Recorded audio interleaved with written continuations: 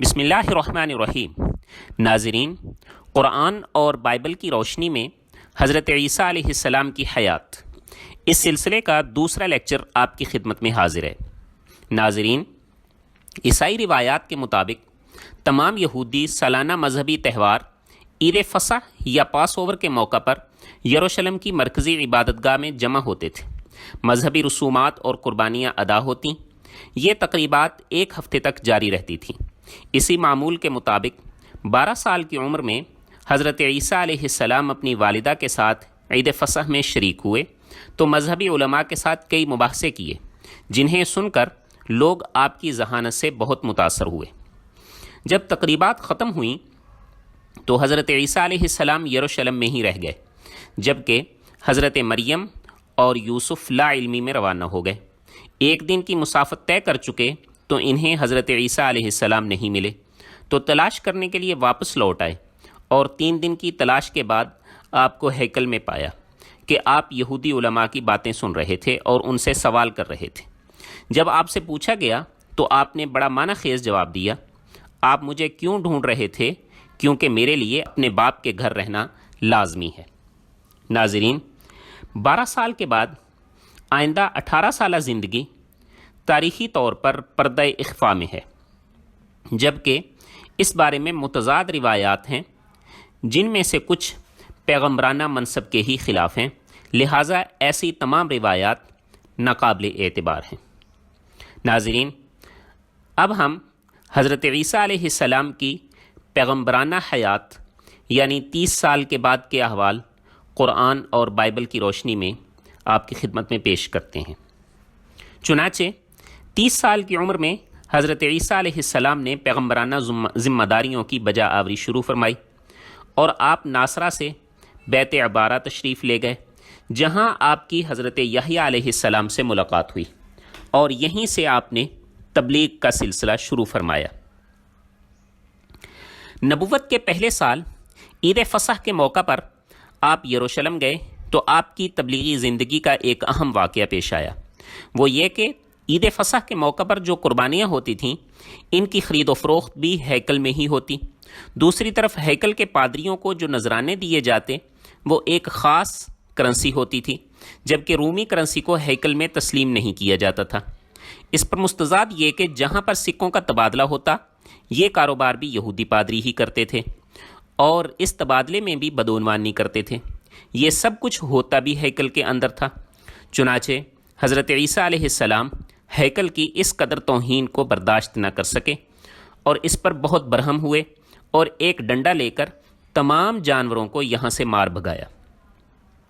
محسوس یہی ہوتا ہے کہ یہودی علماء کی حضرت عیسیٰ علیہ السلام سے مخالفت و دشمنی یہیں سے شروع ہو گئی تھی۔ حضرت عیسیٰ علیہ السلام یروشلم میں ہی تھے کہ آپ کو حضرت یحییٰ علیہ السلام کی شہادت کی خبر مل گئی۔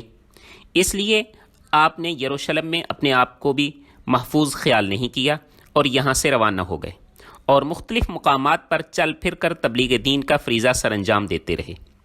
مسیحی روایات کے مطابق آپ کی نبوت کا قطعی دور تو متعین نہیں، البتہ اندازاً یہ 3 سال سے زائد نہیں تھا۔ اس عرصے میں آپ بیماروں کو تندرست کرتے رہے اور لوگوں کے ساتھ مختلف جگہوں پر پھرتے رہے۔ عیسیٰ علیہ السلام چونکہ اخلاقی برائیوں کی مذمت کرتے تھے، اس لیے تمام یہودی علماء آپ کے خلاف ہو گئے۔ انہیں خوف تھا کہ لوگ خود یہودی علماء پر تنقید شروع نہ کر دیں۔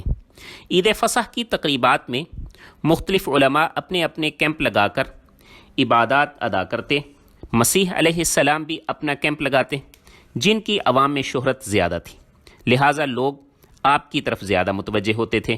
یہ بات بھی یہودیت کے پرانے گدی نشینوں کو خطرناک لگتی تھی، چنانچہ انہوں نے حضرت عیسیٰ علیہ السلام کے خلاف ایک مہم شروع کر دی۔ حضرت عیسیٰ علیہ السلام نے اپنے شاگردوں کے سامنے کفر نحوم کے مغربی حصے کانا کے قریب ایک پہاڑی پر کھڑے ہو کر واعظ فرمایا تھا، جسے پہاڑی کا واعظ یا سرمن آف دی ماؤنٹ کہتے ہیں۔ یہ حضرت عیسیٰ علیہ السلام کا مفصل اور جامع واعظ ہے، جو کہ رفع آسمان سے چند ماہ پہلے ارشاد فرمایا تھا۔ عیسائیوں نے اس خطبے کی بہت حفاظت کی ہے، لہٰذا عین ممکن ہے کہ اس واعظ کا زیادہ تر حصہ غیر مبدل ہو۔ خطبہ دیتے ہوئے حضرت عیسیٰ علیہ السلام نے فرمایا، یہ نہ سمجھو کہ میں اگلے پیغمبروں یا ان کے بنائے ہوئے قوانین کو توڑنے آیا ہوں، میں تو اس کے حقیقی مقصد و منشا کو پورا کرنے آیا ہوں۔ میں چاہتا ہوں کہ ان قوانین کے ایک ایک حرف اور ایک ایک شوشے پر عمل ہو۔ خدا کی رحمت ہو ان پر جو تحمل و بردباری سے کام لیتے ہیں، وہی خدا کے رحم کے مستحق ہیں۔ خدا کی رحمت ہو ان پر جو امن و صلح کو قائم کرنے کی کوشش کرتے ہیں، وہی خدا کے محبوب بندے ہیں۔ خدا کی رحمت ہو ان پر جو ظلم و ستم سہتے ہیں، وہی خدائی حکومت کے اصلی حقدار ہیں۔ خدا کی رحمت ہو تجھ پر جب لوگ تجھے گالیاں دیں، تجھ پر ظلم ڈھائیں اور ہزاروں قسم کے بہتان تجھ پر تراشیں۔ تم اگلے لوگوں سے سن چکے ہو کہ قتل بہت بڑا گناہ ہے، لیکن میں یہ کہتا ہوں، اگر تم اپنے بھائی کو گالی دیتے ہو، اسے دھتکارتے ہو یا بلا وجہ اسے ناراض ہوتے ہو، تب بھی تم خدا کے غضب سے نہیں بچ سکتے۔ تم اگلے لوگوں سے سن چکے ہو کہ زنا بہت بڑا گناہ ہے، لیکن میں کہتا ہوں، جو شخص پرائی عورت کی طرف بری نظر سے دیکھتا ہے، وہ دل میں زنا کا مرتکب ہو چکا۔ اگر تمہاری آنکھ یا ہاتھ ایسی حرکت کرے تو تم اسے کاٹ پھینک دو۔ تم یہ سن چکے ہو کہ آنکھ کا بدلہ آنکھ اور دانت کا بدلہ دانت ہے، لیکن میں کہتا ہوں، تم بدی کا مقابلہ نہ کرو، بلکہ اگر تمہاری دائیں گال پر کوئی تھپڑ مارے تو تم اپنا بایاں گال بھی اس کے سامنے کر دو۔ تمہیں یہ بتایا جا چکا ہے کہ اپنے پڑوسیوں سے محبت کرو، لیکن میں یہ کہتا ہوں کہ اپنے دشمنوں سے بھی محبت کرو۔ جو تمہیں گالیاں دیں، انہیں بھی دعائیں دو۔ جو تم سے نفرت کریں، ان کے ساتھ بھی نیکی کرو۔ جو تمہیں ستائیں اور تم پر بہتان باندھیں، ان کے لیے بھی دعا مانگو۔